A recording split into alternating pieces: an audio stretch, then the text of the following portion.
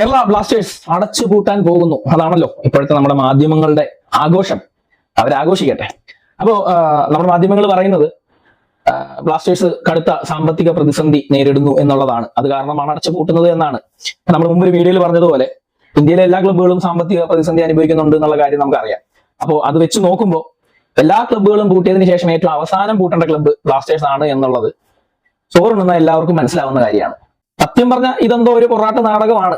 നമ്മുടെ മാനേജ്മെന്റ് അല്ലേ, അവര് പല കളികളായിട്ട് ഇറങ്ങും, പല പരിപാടിയായിട്ട് ഇറങ്ങും. അവർ ഇതുകൊണ്ട് ഉദ്ദേശിക്കുന്നത് എന്താണെന്ന് പോലും നമുക്കറിയില്ല.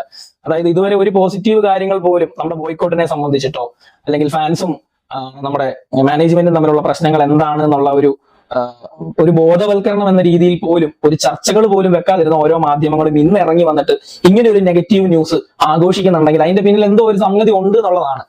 അപ്പോ അതവിടെ നിൽക്കട്ടെ, അവരുടെ സ്ട്രാറ്റജി എന്താണെന്ന് വെച്ചാൽ അത് നടക്കട്ടെ. എന്നാൽ ഞാൻ പറയാൻ പോകുന്നത് മറ്റൊരു കാര്യമാണ്.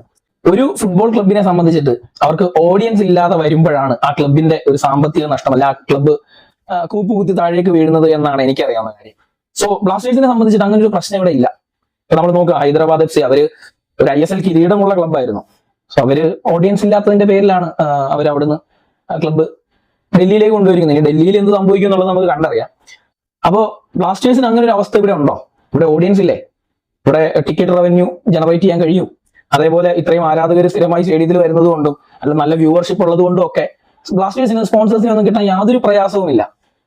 പിന്നെ ഇവര് ഈ സീസണിന്റെ കേസ് അറിയാലോ, AFFന്റെ പിടിപ്പുകേട് കൊണ്ട് താറുമാറായി പോയൊരു സീസണാണിത്.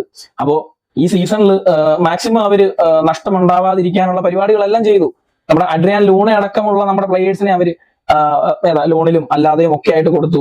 അങ്ങനെയുള്ള ഫിനാൻഷ്യൽ ക്രൈസിസ് ഒക്കെ അവർ ഒഴിവാക്കി. പിന്നീട് സാലറി ഇല്ലാതെ കളിക്കാൻ പോലും ഫോറിൻ പ്ലേയേഴ്സ് വന്നു. അപ്പൊ ഇത്രയും കാര്യങ്ങളൊക്കെ ചെയ്തിട്ടും ഇവർക്ക് ഫിനാൻഷ്യലി ലോസ് ആണ് എന്നാണ് ഇവർ പറയുന്നതെന്നുണ്ടെങ്കിൽ പിന്നെ ഇവിടെ റവന്യൂ ജനറേറ്റ് ചെയ്യാനുള്ള എല്ലാ കാര്യങ്ങളും ഇവിടെ ഉണ്ട് താനും. എല്ലാം ഇവിടെ ഉണ്ടായിട്ടും ഇവർക്ക് റവന്യൂ ജനറേറ്റ് ചെയ്യാൻ കഴിയുന്നില്ലെങ്കിൽ നിങ്ങൾ ഇവിടുന്ന് പോവേണ്ട സമയമായി എന്നുള്ളതാണ്. ഈ മാനേജ്മെന്റ് ഔട്ട് ചെയ്യേണ്ട സമയമായി, മാനേജ്മെന്റ് മാറേണ്ട സമയമായി.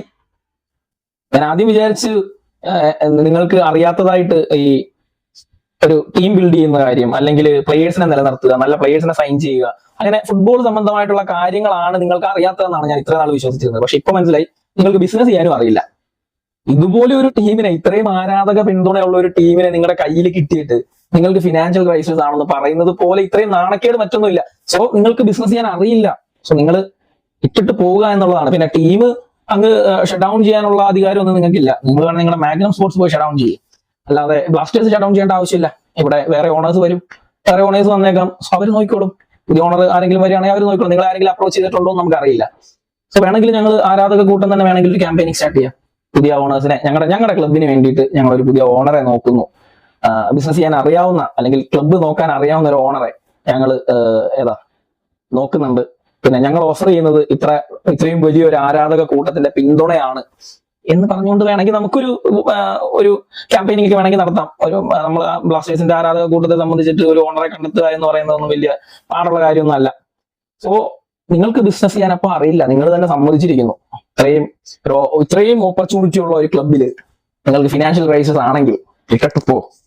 Thank you.